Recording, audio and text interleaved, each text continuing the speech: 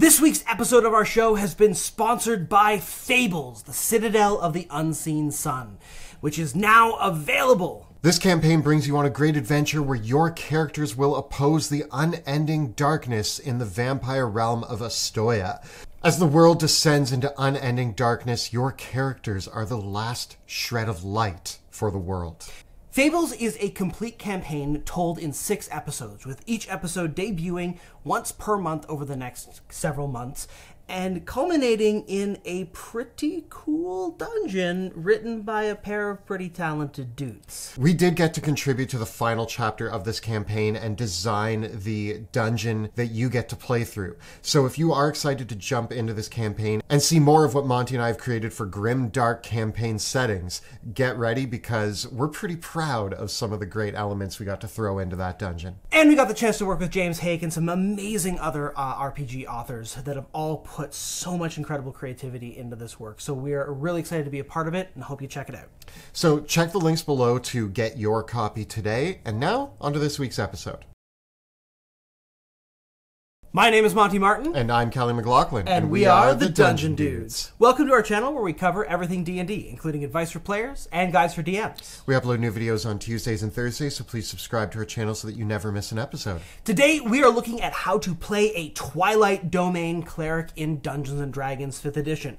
This amazingly potent cleric subclass was introduced in Tasha's Cauldron of Everything, and is a great character to be that last shining light against the encroaching darkness of the world. The Twilight Domain Cleric has gotten a lot of talk recently for being one of the most powerful cleric subclasses available. And in fact, in our ranking video, we gave it an S tier. So we thought today that we would take a crack at building a Twilight Domain Cleric and seeing what feats, spells, backgrounds, races, and other features we might look at to design the most powerful and most fun to play Twilight Domain Cleric. There's a lot to discuss, so let's get rolling. So both Monty and I have each built a Twilight Domain Cleric. There are a lot of similarities, but a few differences. So today we're going to talk about our Twilight Domain Cleric at level 1, 5, 10, and 15. We're going to talk about some of the choices that we both definitely made and some of the choices that maybe give you some different options for how to play your Twilight Domain Cleric. Clerics are one of the classes that are pretty straightforward to build because you get to choose your subclass right away at level 1. And beyond picking your feats, there's very few permanent decisions you have to make with your character because clerics can change their spells on a day-to-day basis. So as we go through, we're going to be talking about some of our go-to spells as our characters level up, but we do think it's really worth mentioning that the cleric is one of those classes where context really matters. Both the other characters in your party and the type of adventure you're going on are going to give you the opportunities to really pull on that great strength of the cleric, that you have access to the entire spell list and can change your spells out as you need to by the adventure. So even if we don't mention one of your favorite cleric spells, the idea here is that you can still grab those spells. We're going to talk about some of the ways that spell combinations can help out the Twilight Domain Cleric and some of the play options that we think are really cool for this build. But there's a lot of open-endedness here for you to just continually pick up your favorite spells and bring your favorite cleric playlist to the table each and every time. A great example of this is that if your Twilight Domain Cleric is in a party with a druid or a bard or even a paladin, other characters that have lots of healing spells, you might not need to bring as much healing magic as you would if you were the only person that could cast a healing spell in your party. If your party has a lot of great ways to avoid certain damaging effects or certain terrible conditions, you might not need to bring along things like Revivify, Greater Restoration, or Lesser Restoration, or Dispel Magic. It very much varies. So in that respect, we're going to look at some of the really prominent strategies that let you be proactive. But if you need to prepare for these situational things, you absolutely should. That's one of the strengths of the class. So starting off at first level, the first question that we're going to ask is, what race did we pick? For myself, I know that Tasha's introduced the option to kind of finagle your ability scores, but I think that if we are going with the standard ability scores presented, I definitely think a hill dwarf is a great option here. So with the Hill Dwarf, you're getting a +2 to Constitution and a +1 to Wisdom. There is an idea here that using Tasha's, you could reverse those so that you get the +2 to Wisdom and the +1 to Con, but I actually like sticking with it where it is. Not only that, but you are playing a robust character who is going to be a bit of a tank. The Twilight Domain Cleric is going to give you proficiency in heavy armor, and adding in the Hill Dwarf on top of that, gaining resistance to poison damage and advantage on poison saving throws, gaining the Dwarven resilience for additional hit points, and on top of that, being able to wield a battle axe or warhammer, even though you're probably not going to be using it much, is still pretty flavorful and fun. So I actually think that the dwarf package here is really strong for a cleric. Now, dwarves only have a speed of 25 feet, but their speed is not reduced by wearing heavy armor, and this can be one of the really difficult things with building a cleric and choosing your ability scores. Many cleric subclasses do give you proficiency in heavy armor, but if you want to wear plate without having your speed reduced, you need to have a strength score of 15. For a dwarf, this really isn't a problem, so when it comes to building our ability scores by choosing a dwarf, we can basically crank our constitution and wisdom to the absolute max and still have a lot of ability points left over in a point buy situation to still give us, if we want to have a good intelligence or a good charisma, or if you still want to have a decent dexterity score, you actually still can do that. So in both of our cases with the Hill Dwarf, we opted to crank dexterity and wisdom all the way to the max of 15 for point buy and put 10s across the board everywhere else with an 8 in intelligence. But then you have 3 points left over that it really seasoned to taste. Like if you want to have charisma 13, sure. If you don't want to have an 8, fine. Do whatever you want with those leftover points. It's really up to you. The other contender here would be the Variant Human or the Custom Lineage, which gives you the benefit of grabbing a feat right off the bat. Now again, by taking the feat, you are losing out on that sort of dwarves being able to wear the heavy armor more efficiently and some of the cool things like the poison resistance and all of that. But with feat choices, there are some great choices for a Twilight Domain Cleric. Again, wanting to be a robust frontline character who can really hold their own in combat, it also means that you are going to want to focus on your ability to concentrate on some of your more powerful spells. So there is an option here that if you are taking one of these, either Variant Human or Custom Lineages, you grab Resilient Constitution right off the bat. Now, you could consider many of the other different lineages races that are present in 5th edition D&D and not go for heavy armor at all. If you're using the Tasha's rules that allow you to customize your ability scores, considering something like an Aarakocra or an Owlin or a UNT or a half-elf, all these can make a great basis. And one of the things that I think is really worth noticing with the Twilight Domain Cleric in particular are things like humans, Aarakocra, Warforged, and many others don't gain dark vision inherently, but you're going to get that from being a Twilight Domain Cleric. So the fact that you get the dark vision and you get the heavy armor on top of that really actually give you a lot of flexibility in your choices here. I do think the dwarf makes the strongest case, as we'll talk about some of our strategies going forward, because we're going to be building our Twilight Cleric to really be up there on the front lines and be able to survive that. But if you do want to play a more stealth-focused Twilight Domain Cleric, because that is a cool possibility, you go with medium armor, invest a little bit more on your dexterity score. That would actually work really well with the Twilight Domain Cleric, especially considering the other abilities they gain. Now, when it comes to background, it's pretty much pick and choose what you want. We went with Acolyte, just it's pretty bread and butter there, but pick your favorite background and really let that bring your roleplay to life more so than it needing to be a factor in building an optimized Twilight Domain Cleric. A cleric is a natural pick to pick up skills like insight and perception thanks to their naturally high wisdom scores. From there, your other skills are very much a secondary pick. If you did go for a more dexterity focused build with your character, you might consider acrobatics or athletics or even stealth. Because again, the Twilight Domain Cleric does get some interesting abilities that do enhance their capability at engaging in stealth, such as greater invisibility.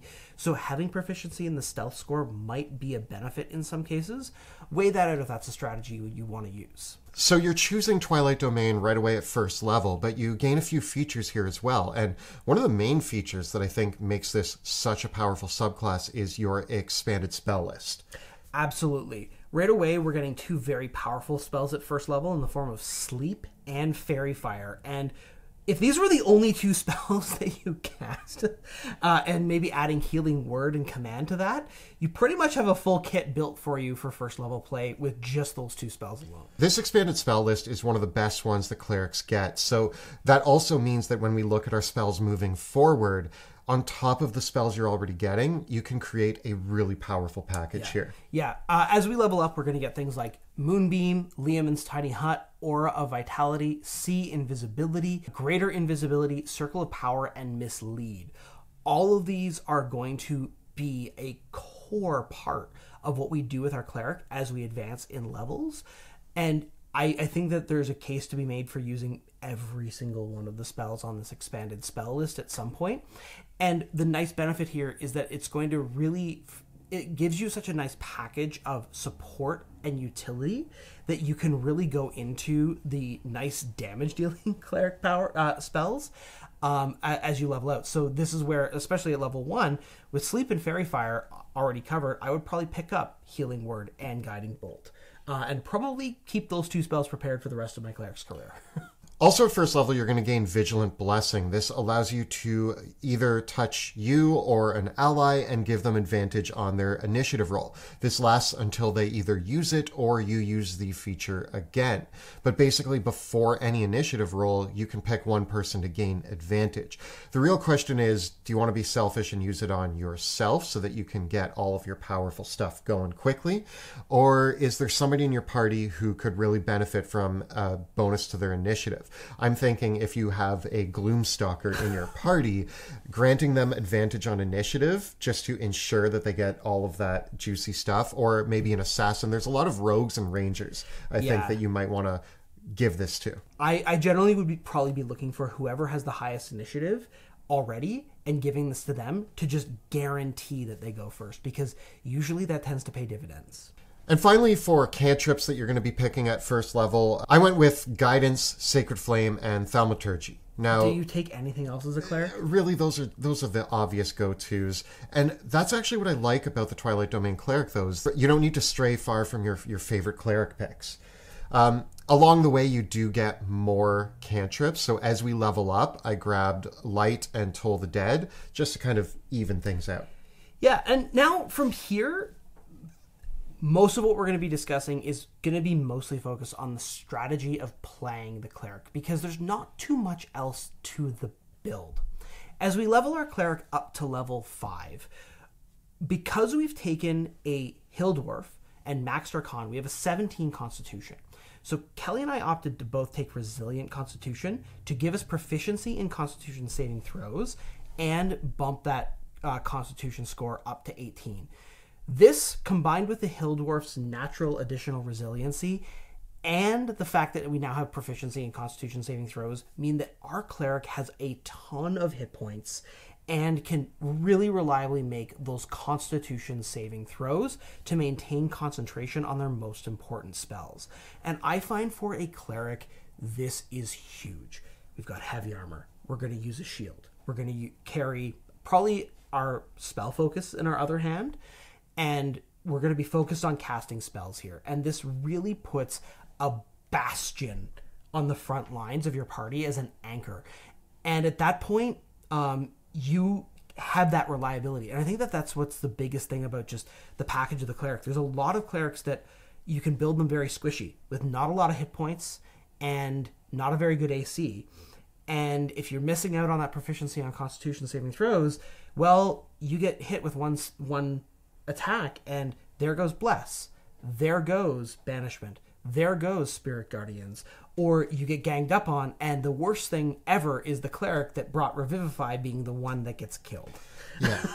And I do think, there is a lot of arguments out there for boosting up your wisdom, but I actually think that when we look at the cleric package, it's more important to maintain concentration than it is to have the most powerful spell casting. And I do think, especially with a Twilight Domain cleric, the fact that it is sort of advertising this frontline force, the resiliency is what we're going for. And you're going to see that throughout our build, that a resilient character is really what we want here. Yeah, one of the other great things, again, about the cleric spellcasting is, again, you can play a cleric as a battlefield controller. in which case you do want to have a very high saving throw. But many cleric spells are buffs that affect your party members, or spells that you can concentrate on and maintain on where round over round you just want them to be reliable. Spiritual weapon doesn't require your concentration, and so yes, you might not have the highest attack bonus with it, but you're going to get to attack with it round after round after round after round. So overall, the difference of +1, not a huge difference. Spells like Spirit Guardians, which do require saving throws, as long as you have a good saving throw DC, you're relying on the fact that many enemies are going to be making saves against it, and it still does half damage on a successful save. So the priority to crank that wisdom up to the top right away isn't as high. And we have so many spells anyways that getting that one extra spell prepared doesn't really matter too much. When we're hitting 5th level, along the way we're also going to be gaining our most iconic ability, which is Twilight Sanctuary. This ability allows you to use your channel divinity to create a 30-foot aura of twilight around you. It takes an action to create this aura, and it is centered on you and moves with you. Anytime a creature ends its turn in the sphere, you can grant it one of two benefits. You can either give it temporary hit points equal to 1d6 plus your cleric level, or you can stop an effect such as Charmed or Frightened on it. One of the great things about this ability is that you can turn it on to just dish out those temporary hit points, and 1d6 plus your cleric level means that it actually levels up really well with you. By the time you're reaching 15th level, you're giving almost 20 hit points to everybody. Honestly, by level 7, the average roll of a d6 is enough to give you 10 temporary hit points to each party member in the radius, and that's 10 temporary hit points every turn. That's enough to blunt most damage rolls. That can blunt a fireball. That can blunt so many things. And being able to be tough in heavy armor with lots of hit points, because this is a sphere that is centered on you and moves with you, means that you can be in the most dangerous part of the battlefield, just kind of putting out this aura of calm. Now, as we move into the spell options, one of the first things that I'm picking up here is Aid. And the reason why Aid is such a good spell, not only does it scale so well, so you're going to be keeping it the entire time you're leveling up, but it grants an increase to your maximum hit points, which means that it stacks with Twilight Sanctuary. So by taking Aid, you're really becoming this beacon of Twilight, I guess, on the battlefield for your party. You get to buff all of your party members by increasing their maximum HP and then constantly dishing out 1d6 plus your level in temporary HP. Those two things combined can make everything so much harder for your DM to deal with. It's worth noting that as we move even one level ahead to level 6, we get 2 uses of our channel divinity per short rest. So we can very reliably be using Twilight Sanctuary. And one of the things that you can actually do with this is the temporary hit points granted by Twilight Sanctuary don't go away until they're lost or until you rest. So what you can do with this feature is at the start of the adventuring day, when you have 2 uses of Twilight Sanctuary, just use Twilight Sanctuary preemptively before combat to buff everyone with the temporary hit points in the same way that you might do with Inspiring Leader. And note that Twilight Sanctuary and Inspiring Leader both grant temporary hit points, so these 2 features don't stack. So that's a feat that we would not take with a Twilight Domain Cleric. But it means that at the start of the adventuring day, your party is going to be coming into battle with their hit points increased by 10, 20, 30. And that's a lot of extra just meat points that they can sustain. And also, we should mention here that one of the other spells you get from your domain is Aura of Vitality. This is another spell that oftentimes people read it and think of using it in combat because it grants healing to people who are inside of the aura. However, it also works exceptionally well outside of combat. So before combat starts, you are casting Aid and using your Twilight Sanctuary to bring everybody up by that 20, 30, 40, whatever amount of hit points. If you have a pretty rough battle, you huddle everybody together, cast Aura of Vitality afterwards, and get them all back up to full hit points. Aura of Vitality allows you to heal one person as a bonus action in the aura each turn for 2d6 points. That's not a lot in the middle of combat, but outside of combat, it lasts for 10 rounds. which ends up being 20d6 points of healing, or 70 points of healing on average for a 3rd level spell slot. So you have so many tools as a Twilight Domain Cleric to buff up your player's hit points, and then a great spell to just amp them up. In this way, probably the only healing spell that I would really consider bringing as a Twilight Domain Cleric, again, is Healing Word, and that's just to cover the emergencies. Don't bother with Cure Wounds. Really don't bother with Cure Wounds. Our other go-to 2nd level spells along the way to 5th level that we're picking up are going to be Enhance Ability and Spiritual Weapon. Enhance Ability is just a great buff, and Spiritual Weapon is one of the iconic spells that's going to help us out as a frontline cleric.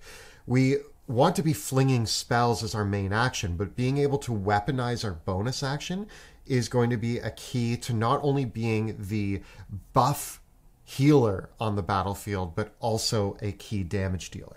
It's a lot of fun, too, because you get Moonbeam as a Twilight Domain Cleric, and so you can drop Moonbeam and Spiritual Weapon and then just be a pretty decent spell-based damage dealer. Although I do think you'll probably be switching to Spirit Guardians pretty quickly because, again, you can do this really cool thing where in round 1 of combat, you channel Divinity to put down your Twilight Sanctuary and cast Spiritual Weapon. And on round 2, you put down your Spirit Guardians and then swing with the Spiritual Weapon again. And now you've got this area that is damaging your enemies with your Spiritual Weapon, slicing them up, and your party members are all being healed up by all of this energy. It's really, really effective, and just the amount of resiliency and good damage that it brings, pretty much this is going to be your go-to combo for the rest of your character's career. It's really hard to beat the damage potential of casting your Spirit Guardians and your Spiritual Weapon. So I actually think that both of these spells have great value in being upcast. Even though you're picking up some pretty cool spells along the way as we move to 10th level, I think that a lot of your spell slots just recreating this idea of your spiraling whirlwind of death in your Orb of Twilight as you move around the battlefield, killing enemies, buffing your allies, you're unstoppable. Beyond these spells, this is really where you get to pick and choose now your favorites to add to the package, whatever your great utility spells are. I like to pack Dispel Magic and Revivify, both extremely useful. I'm relying on my main package of spells here, but Revivify is handy if somebody's going to die, and Dispel Magic has a lot of really key uses when it's necessary. And as we hinted at before, a key thing that we're going to get along the way is at level 6, we get 2 uses of Channel Divinity, which just means that we're very reliably going to be able to bring down the Twilight Sanctuary in every combat encounter. There's a lot of adventuring days where you only have 2 combat encounters anyways with the way modern D&D gets played. And as soon as you get around to encounter 2 or 3, that's often the point where the party wants to take a short rest, and you get your Channel Divinities back on a short rest. So the Twilight Cleric very reliably has their Twilight Sanctuary ability available to them. But there's another really awesome power we're going to get at level 6, which is Steps of the Night. This power allows us to draw on the aura of the night, and when we're in an area of dim light or darkness, this is going to allow us to gain a flying speed equal to our walking speed for 1 minute. And so with this, we can ascend to the air with our auras and all of our effects still affecting our allies and enemies while keeping us out of harm's way. You now get to be a flying ball of death to your enemies and buffs for your allies, floating around the battlefield as you see fit. Now, an interesting thing about Steps of the Night requiring dim light in order to jump into the air and start flying was Monty and I actually had a disagreement on the way that we read Twilight Sanctuary. Reading Twilight Sanctuary, it states that you create an aura of twilight around you, which creates dim light in that 30-foot radius. My thought was that this aura gives you the dim light in order to allow you to then ascend into the air and fly. Your presence is kind of absorbing the light around you, creating an aura of twilight. So if you're out in the middle of the day, boom, you have twilight around you in 30 feet. But you thought something a little different. I totally agree. Twilight Sanctuary creates dim light. If we were in a pitch black cavern and we use Twilight Sanctuary, we have our dim light. Now, of course, you are in darkness already, so you can already start flying when you're in darkness anyways. So that's kind of moot. But the question is, what happens when you're outside during the day? Well, I want to acknowledge that the rules for light in D&D 5e are completely counterintuitive with how light works in the real world. D&D 5e kind of treats darkness like it is an inky blot, which is not really how light and darkness work at all in the real world. And the key thing is that light is additive. In real life, if you have one light source and a second light source and you overlap them, the area between them will be brighter because the light will be combined. Thus, when you cast Twilight Sanctuary in an area that is already filled with bright light, well, the dim light doesn't really matter. The area is still filled with bright light, and there's nothing in the description of Twilight Sanctuary that says it blocks existing sources of light. So if you cast a light spell in Twilight Sanctuary, that area becomes bright light. If you are in the sun, it's bright light. If you bring a torch into it, it's bright light now. And so you can't use Steps of the Night to ascend up because you need to be in dim light or darkness. The wording here says that it's filled with dim light, which to me implied that it absorbs light in that area. You are emanating a twilight darkness. Now, it was interesting that as Monty and I discussed this, we agreed to disagree and both saw the value in each other's points.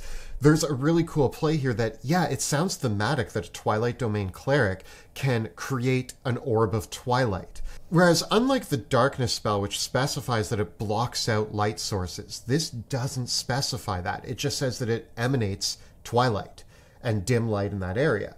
So we actually want to take it to the audience. What do you think? If you're out in the day and you cast Twilight Sanctuary, is an orb of twilight created around you, or does the sun above you cancel that out because it doesn't specify that it's magical darkness in any way? I'd say that depending on your DM, it could go either way. Worst case scenario, I would just note that Steps of the Night only requires the cleric be in dim light or darkness when they use the ability. They can activate the ability and then move into an area of bright light and continue flying for the minute afterwards. So you could huddle under a tree or behind a wall or an area of shadow in a brightly lit area and use that as your launching off point. Worst case scenario, you could just bring a really big dark umbrella and open it up and huddle under it so that you can start flying off. Live your great fantasy of, I'm Mary Poppins, y'all. So as we're moving up to 10th level, we get to grab another feat or ability score increase. I opted to just increase my wisdom by 2 to kind of fast track that better spellcasting.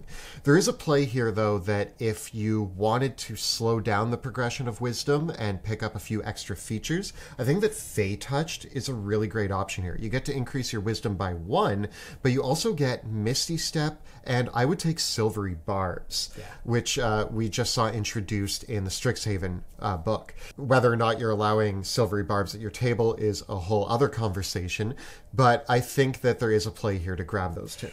I mean, clerics don't have any reaction speed spells. Beyond that, we get a few more spell choices on our way up, and I actually think that when we're looking at 4th level spells, the two that stand out to me are Banishment, which is just a great spell, and Guardian of Faith. Guardian of Faith is a little hard to use, but I want to bring into people's mind here that Guardian of Faith doesn't require concentration, which means that if you are in a situation where you get to set up the battlefield, knowing that enemies are coming, you can lay down Guardian of Faith, Spiritual Weapon, and Spirit Guardians. Super Spirit Guardian Weapon Twilight Sanctuary Aid Mode.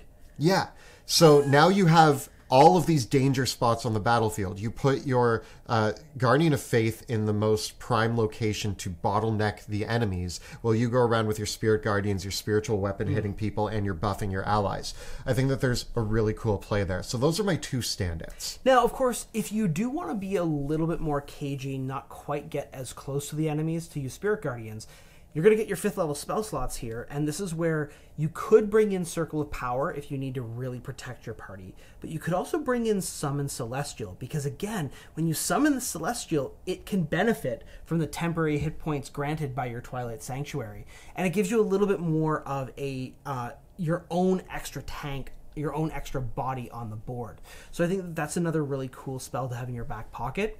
Beyond that, again, this is a situation where I would just fill up on your favorite utilities as the situation demands. If you need to be the one that brings Freedom of Movement, or Divination, or Death Ward, or Hold Person, or even Greater Restoration, or Raise Dead, bring those spells as the situation demands, because you've already got the kit to cover you in most combat situations. Now, as we're moving up to 15th level, we get another ability score increase, which, again, I would take another +2 to Wisdom. Although, yet again, there is an argument here for grabbing something like Shadow Touched. Now you have that +2 if you grab Fey Touched and Shadow Touched. Yeah. And you get a bunch more utility and useful spells to choose from. I think that there's also a case that we're not really going past 15th level, but if we were to do another feat or ability score increase, or along the way, I think that there's cases for Warcaster, an additional +2 to Wisdom. I would even look at, if you really don't feel like taking any of the above and you feel pretty decked out, Tough, to just make sure that you are that frontline tank. Yeah, I think the biggest thing is that, you know, Twilight Sanctuary, Steps of the Night, most of your features don't really care what your Wisdom modifier are. And so ultimately, yes, we do want to have a better spell saving throw DC, but in the grand scheme of things, this works pretty nicely overall. So you can take that more measured progression if you want to bring in tricksy stuff like Silvery Barbs and Invisibility and Misty Step. Taking Fey Touched and Shadow Touched is a great way to do that, and taking Warcaster is just a great way to double down on your reliability of your concentration.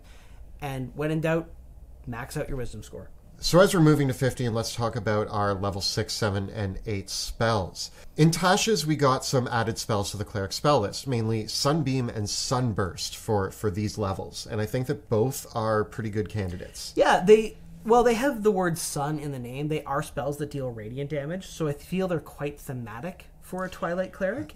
And they do sort of really address the gap in Cleric spellcasting at this level, because we could bring things like Heal and Harm or Plane Shift. It's kind of tough to find a proactive spell to use at these levels of play. I want to bring up that I love reflavoring, and when we think of sun, suns are just stars.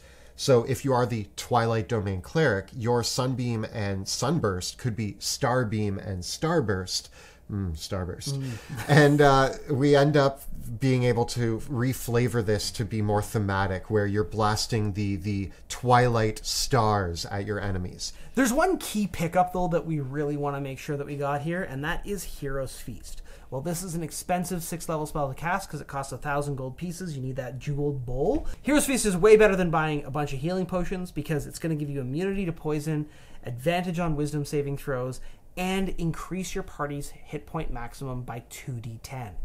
Once again, Hero's Feast increases your hit point maximum, and so does Aid. Because these are different spells, they stack. And because they're granting an increase to your hit point maximum, they stack with the temporary hit points granted by Twilight Sanctuary. So you can end up with stacking all these together. With a 5th level upcast, Aid is going to give 3 party members 20 extra to their hit point maximum. This on average is going to add another 10 to their hit point maximum, plus your Twilight Sanctuary granting them at this level about 10 to 15 temporary hit points. That's a 45-point swing in your party's hit points, which is across 3 party members or more, which means that you're looking at putting into your party as a whole anywhere from 150 to 200 hit points based on how many times you decide to cast Aid. Yeah, and not to mention that you can replenish those temporary hit points consistently in battle. Yeah. Because every time they end their turn in there, you just keep buffing them up. So you are mitigating so much damage by being a Twilight Domain Cleric on the battlefield. And with this build also, your 11th to 15th level character is going to have about 120 or more hit points on average. if you picked up tough along the way, or if you have a higher constitution score or anything like that, you are going to be a tank. And when we are looking at this high-level play, let's bring it all in here and talk about the fact that you're not only one of the best buffs for your party in a healing sense.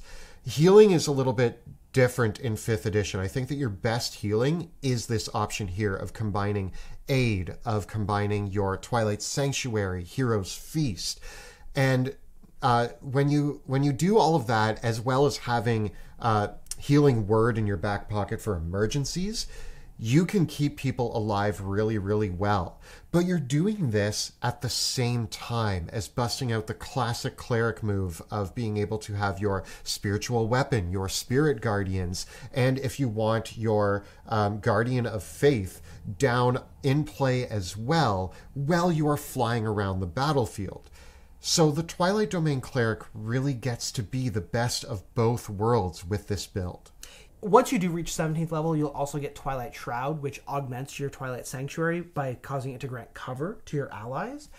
The Twilight Domain Cleric combines a really, really effective defense while still being able to bring amazing utility and deal damage at the same time. You really get to have this total package in this character.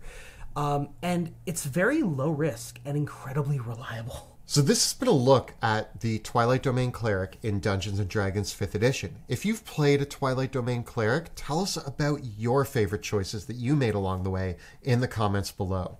The videos that we create on our channel are made possible thanks to the incredible generosity of our Patreon supporters. If you enjoy the work that we do here on YouTube, please consider becoming a patron of our show by following the links in the description below. And don't forget to check out our live play in the Worlds of Drakenheim, which airs Tuesday nights at 6 p.m. Eastern on Twitch. You can find all the previous episodes right up over here. And we've got many more how to play guides for 5th edition D&D right up over here. Please subscribe to our channel so that you never miss an episode. Thanks so much for watching. We'll see you next time in the dungeon.